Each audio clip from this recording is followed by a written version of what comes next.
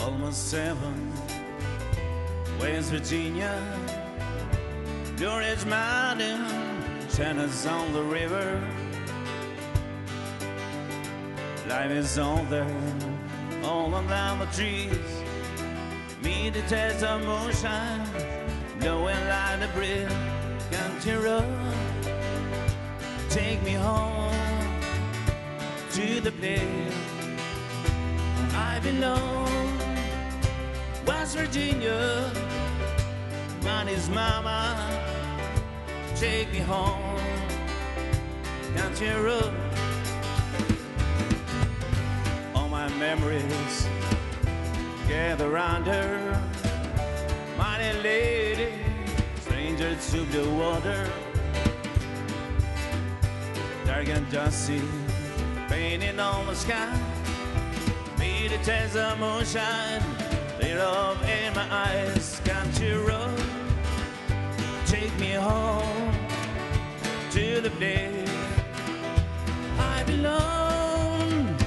West Virginia, money's mama, take me home, country road.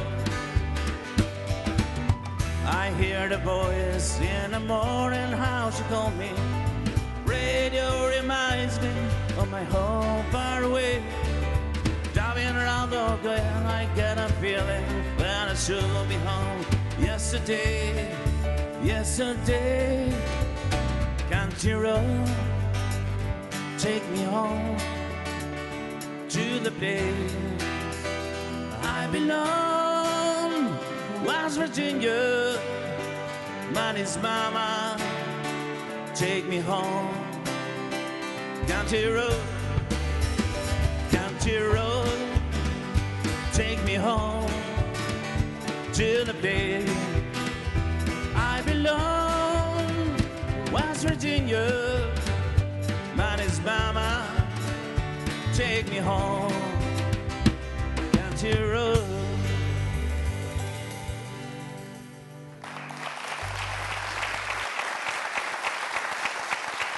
Mirë se u kthyeet në transmetim. Sapo kemi parë këngën e Voltan Prodanit, derisa të vinë në studio e ta shoqërojnë kolegët e mi, duhet ju them se bota e artistëve në Shqipëri është po aq e komplikuar se ç'është bota e shqiptarëve në përgjithësi. Natyrisht, nuk është e lehtë. Është e vështirë. Është e vështirë të mbijetojnë personalitete të ndryshme me arritje të ndryshme, por ne nuk jemi racist. Jemi të hapur, pëlqejmë të bukurën, lexojmë atë që vlen ke çdo njeri që ftojmë në program. Ai është padyshim një njeri i lidhur fort me botën muzikore. Ka patur fatin e madh të lidhet me këtë botë të magjishme nga babai i tij, i cili është kitaristi më i mirë i këtij vendi, ndoshta në të gjithë kohërat. Sapo ka mbaruar performancën e tij, më thonë që vjen në studio Voltan Prodani.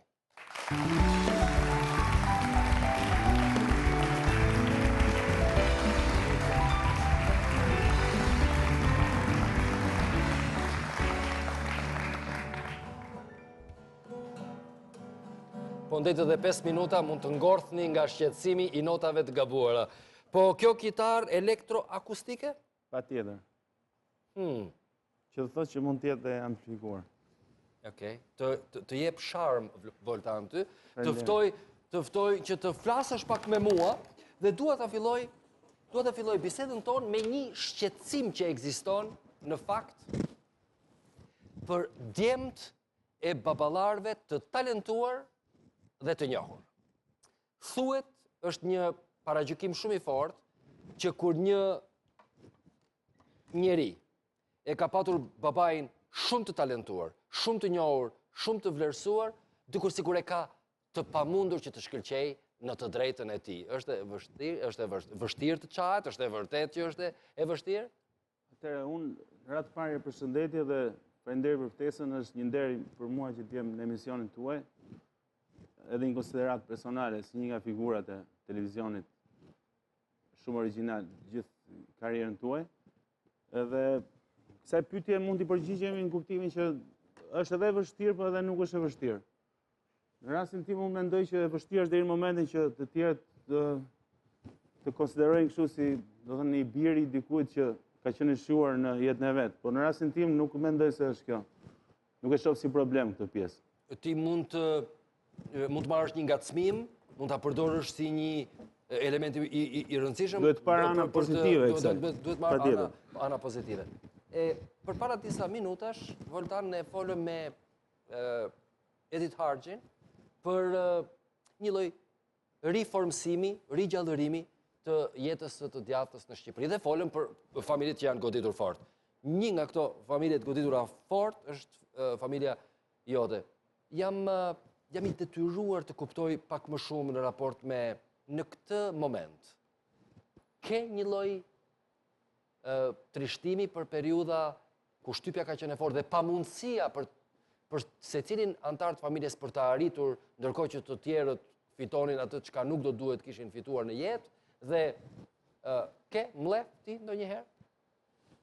Tani, mlef është pak fjalë që më e rëndë, e ashpër, po që në të vërtet një njeri normal unë besoj që duhet të ketë dhe mlefe në kuptimin duke paralizuar kohën kur të tjerët e kanë pas shumë më të lehtë marrjen me art ose dalin në skenë. Unë bëj një paralelizëm në periudhat e vështira që janë një para 90-s, kur si kolegë të mi pa përmendur emra, do të thonë që kishin shumë të shtruar vajtjen drejt skenës ose marrjen me profil muzikor. Kurse unë e kam filluar në një mënyrë mbrapsht në atë kohë, domethënë se kështu ka qenë regjimi dhe mas asaj goditje them që në fal të një shtytje të madhe nga ana e pasionit edhe të disa njerëzve që duhet i falenderohet, domethënë në një kohë të caktuar që duhet i them dhe emrat nëse mundem, që kanë qenë persona që më kanë ndihmuar. Patjetër, më thuaj emrat se jam kurreshtar. I pari është profesori i nderuar që nuk jeton më, që është kompozitori jon më mos themi babai, jo mos themi, është themeluesi i kompozicionit në Shqipëri, profesori Çezadeja, që është një nga persona që ka besuar tek unë dhe në atë periudhë kur ishte pak e vështirë, sepse duhet të them dhe kjo për publikun që në kohën kur babai ishte kitarist shumë i madh dhe si kryesori në Shqipëri, në atë kohë, në fillimet tona, në fillore, ne ishim në shkollë të muzikës, po nga koha atëhershme ne u detyruam që mos ihemi në shkollë të muzikës, për arsye të kohës, të persekutimit të tij, siç ishte koha për agitacion e propagandë ose kundra regjimit, ta thejë më troc për kohën e sotshme, me pikpamje çik më liberale. Edhe unë e kam nisur për shkak më mbrapa gjithë profilin tim që më vonë unë arrita si kantautor ose kompozitor, ka filluar në gjimnaz, që është diçka kështu shumë jo normale, do thënë. Domethënë ti ke mbaruar gjimnazin e përgjithshëm dhe pastaj brenda një viti me një punë kopdere ke shkuar në akademi për të që përveç profesor Çeskut janë dhe dy persona që kanë qenë shumë të rëndësishëm në jetën time, që është njëra është profesoreshe teorisë muzikore, që tani është pension, por është një nga figurat e solfezhit të harmonisë, që është Elira Gjoka, dhe një person tjetër shumë i dashur është Afrodita Morina, një profesoreshe pianos, te shtëpia e cilës unë fillova dhe mësova piano në një kohë të shkurtër, në kuptimin që ishte diçka e pamundur që të arrije në kompozicion duke qenë nga gjimnazi. Dhe kjo ka qenë rast i rrallë. Nuk e dia ka pasur raste të tjera në Shqipëri. Njoft një rast shumë të posaçëm fatlum kur një djalë i shkëlqyer me nota absolutisht të larta të gjimnazit për shkak dhe të dashamirësisë së Çeskut, e cila nuk ndodhte gjithmonë, edhe të kompozitorëve të tjerë të mëdhenj të asaj kohe, mos gaboj, duhet ishte ndoshta një njeri tjetër, ai shkëlqeu në Akademinë e Arteve. Ti i bie pianos, kitarës? Po, kitara është instrumenti i parë në cilën unë kam filluar që në moshë të hershme, do të thonë që në 7 vjeç, 6 vjeç i luaj diçka pa ditur as nota asgjë. Kjo është nga tregimet që. Më thuaj ti mua, kur do ndodh, e dua me muaj, kur do ndodh që në studion 3 zoti Medi Prodani dhe zoti Voltan Prodani me 2 kitara akustike të bëjnë një gjë që do të mbetet në historinë familjare edhe natyrisht për interes publiku shqiptar. Të lutem, thuaj një muaj, kur do ndodh? Mund të them prill, maj, qershor? Mund të them në muajin maj pa diskutim, me shumë kënaqësi dhe e them publikisht. Do të ndodh performancë absolute.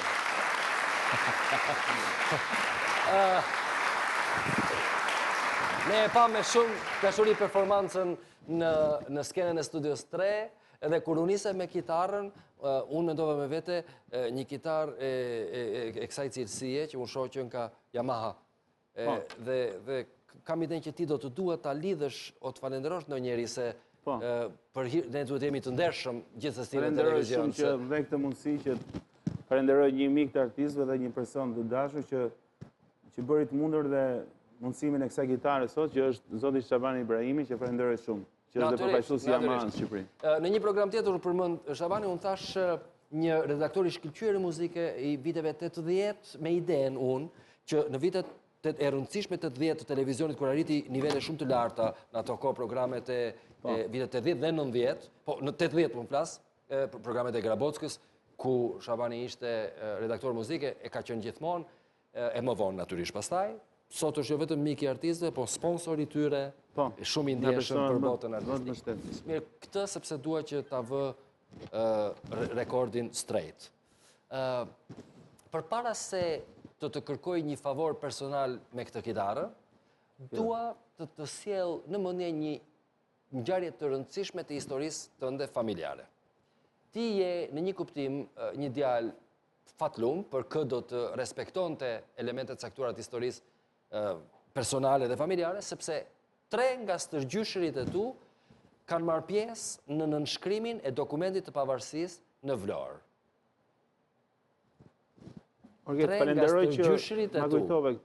Po kjo më duket mua një vlerë e jashtëzakonshme.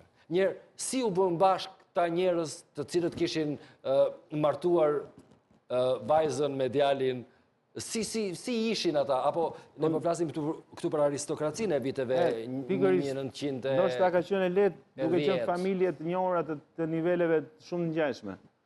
Edhe ndërthuheshin me njëri tjetrin në mënyrë më të lehtë, dhe prandaj edhe kjo është një fatmirësi e madhe për mua, edhe pse nuk e përdor si diçka që duhet ta them patjetër. S'ta kam dëgjuar kurrë unë ty këtë. Pikërisht, edhe falenderoj shumë që sot më jepet rasti ta them publikisht, edhe është një gjë e vërtetë që unë jam shumë krenar që jam stërnipër i 3 burrave të rëndësishëm që kanë dhënë firmën e vet në Kush ishte Koprenska? Atëre, duke filluar nga origjina e babit, një nga gjyshërit e babit është Xhelal Koprenska, që është një nga firmëtarët e pavarësisë. Pastaj vjen është Nebi Sefa i Lushnjës, që është dhe i njohur në firmëtarët kryesor. Është dhe një Qemal Bej Karosmani ose Qemal Bej Elbasani, që është nga figurat kryesore të. Këto janë 2 gjyshit e mamas.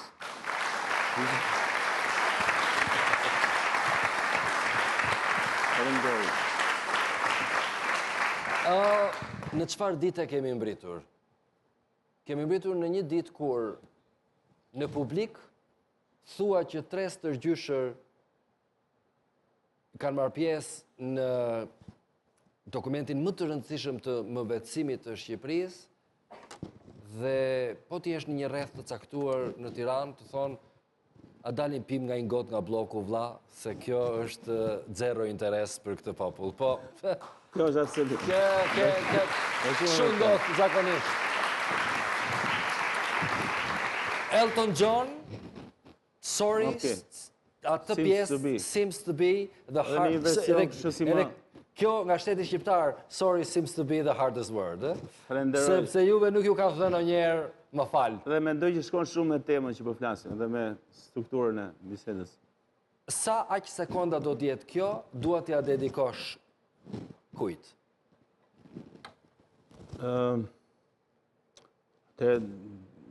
Gjëja më kryesore duhet t'ia dedikoja prindërve të mi. Mamas Zhanetës edhe babait sigurisht. Edhe për futjen time në muzikë, edhe për trashëgimin muzikore.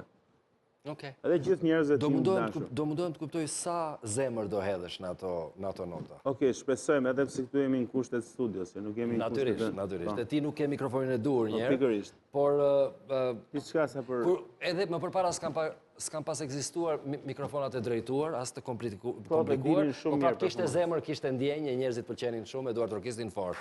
Që sorry seems to be the hardest word.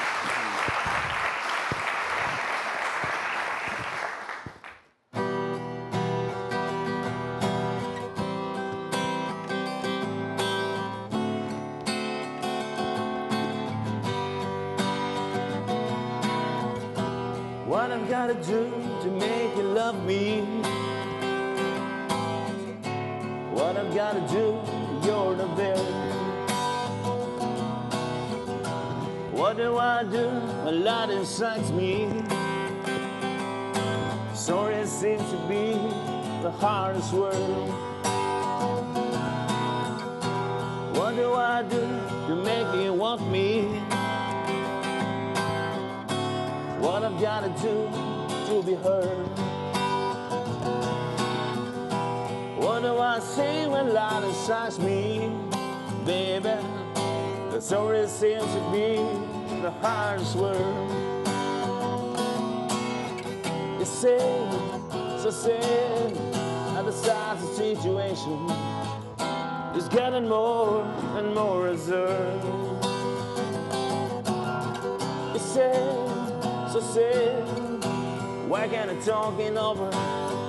Always seems to me, but sorry seems to be the hardest word. Okay, this is enough. Faleminderit. Faleminderit shumë. Ajo, Faleminderit.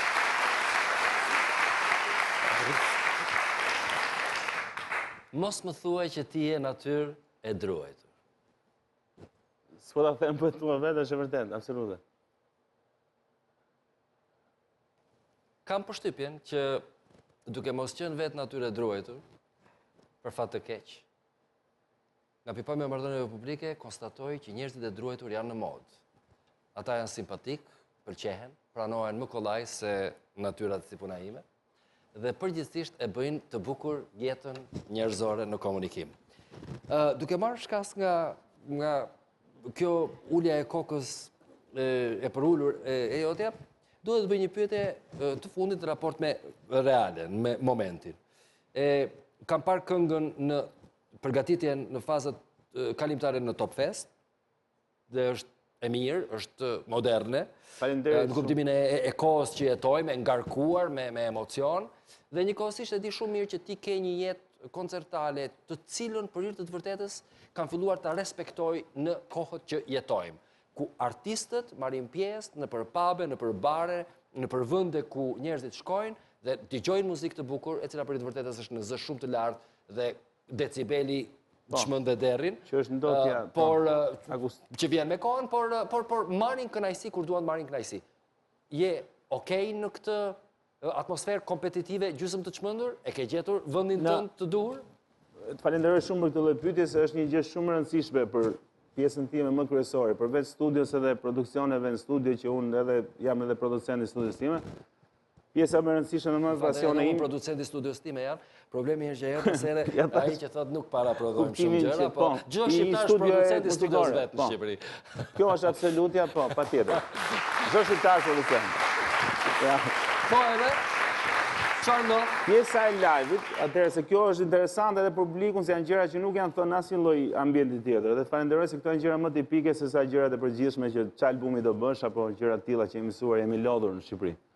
Do bëj albumin e 5 ose do përgatis videoklip, nuk kanë shumë rëndësi. Do marr pjesë në një koncert në Librazh. Megjithëse unë duhet prek diçka në lidhje me albumin, sepse shumë këngëtarë, kolegët e mi ose profesionistë, kantautor ose jo kantautor ose këngëtar, Shqipëria është abuzuar cik me termin që kam bërë 3 albume, 4 albume. Unë se kam parë shumë në treg të punën e albumeve, edhe pse këngët e mia mund të kishin qenë në disa albume si nivel prodhimtarie. Dhe kjo është një pika që s'kam besuar unë në Shqipëri për këtë gjë dhe them që duhet bërë një përmbledhje e më të mirave të mia. Dalim te pyetja juaj që vlerësoj shumë lidhe me muzikën live. Ajo është gjë më interesante se është dhe direkte me publikun. Ai stil që unë performoj në ambiente ndryshme në Tiranë është një stil që një muzike që kërkon një lloj klasi, jo që duhet të jenë shqiptarët me klasë, se kjo është çik absolute që nuk është e vërtet. Që duhet të jetë masa jonë, do të me një nivel që të dëgjoj muzikë të lehtë kuptimin e nivelit lartë, jo muzikë me decibel të lartë. E thënë ndryshe, jo në live-et që i mësuar këtu. Po them se është diçka e veçantë në stilin që u performojnë, krahasim me çfarë bëhet në Shqipëri.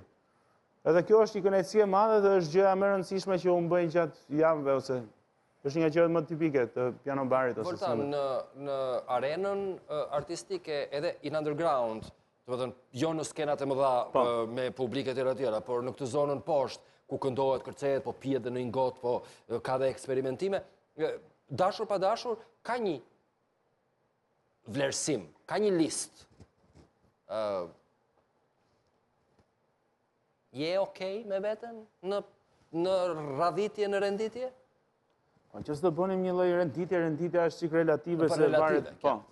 Ne nuk kemi statistikat vërteta në këtë lloj drejtimi, edhe pse, u e ndje vete shumë okej, edhe biles performancat që unë bëjnë live janë në ambjende shumë, pa dashur të bëjmë reklamat lokale, po janë nivelet më, në qofse të qunim nivelet më shik që mund të ekzistojnë në Shqipëri dhe në Ballkan. Pa thënë emrat, po. Janë nivelet tamam stilit piano bar ose gold ose si mund ta quajmë. Jetojmë në periudhën kur Festivali Këngës në Radio Televizion është i lidhur me sa si kanë dhënë një pyk që ta çojë në ndroq këngën edhe ta çojë në një festival tjetër Zdroms këngën në festivalin evropian, tentativa ka patur jo se jo, por jetojmë në periudhën kur Festivali Evropian akoma na tërheq.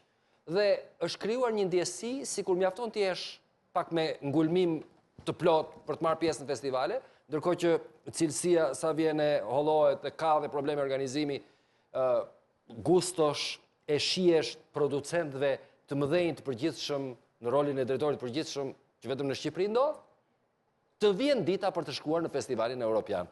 Ke kështu konceptesh teletransportuese? Okej, shumë e bukur si pyetje, po unë do të përgjigjesh edhe me një pyetje në fillim, që ju keni qenë gjithmonë kritik ndaj gjërave që edhe vlerësoj këtë pjesën tuaj të kritikës intelektuale ose me stil, si mund ta quajmë, ndaj festivaleve, ndaj gjërave që këtu më shohet për Eurovizionin, sikur pjesëmarrja në Eurovision është një gjë që ka sjellë një gjë shumë të madhe, përveç rezultateve që është evidente që kanë sjellë një dy raste domun, me rastin e Ronan Ishliut ose dikujt tjetër. Po që është abuzuar shumë me drejtimin e atij festivali, dhe duhet ta them publikisht që nuk është bërë në mënyrën më të mirë dhe vazhdon që mos bëhet mirë. Dhe është e vërtetë, edhe pse është festivali tradicional që unë e vlerësoj se është live dhe është festivali i këngës. Po që është abuzuar në pjesën e Eurosongut. Me pjesën e Eurosongut dhe natyrisht me pjesën politike të festivalit, ke ide? Po. Dhe kam përshtypjen që si artist duhet kesh respekt për përgatitjen teknike të festivalit. Do të thënë, Djemtan, Saraci, Kaçinari e të tjerë. Për pjesën e live-it të sistemit si në momentin që japin një garanci për realizimin e festivalit. Si është raporti ytë njerëzoro profesional me këto rrethet? Okej, atëre, raporti profesional me drejtuesit edhe aktual edhe të dikurshëm, duke filluar nga Mjeshli Saraci, ka qenë nivelet më dinjitoze dhe meriton tamam vlerësim shumë të madh. Në organizimin që e ka bërë që nga festivali 50 që u bë live, tërësisht live mas një kohë të madhe para ndryshimit të sistemit. Ai ka qenë festivali si në normat e sotshme, edhe pse mund të ketë gjithmonë kritika që mund të jetë dhe më mirë. Unë duhet nisem nga një shembull konkret nga pjesëmarrja ime, kam pas një këngë me vëllezërin Korçar, me Endi Mestefin, që sot është shumë popullor në zhanrin tjetër, më shumë.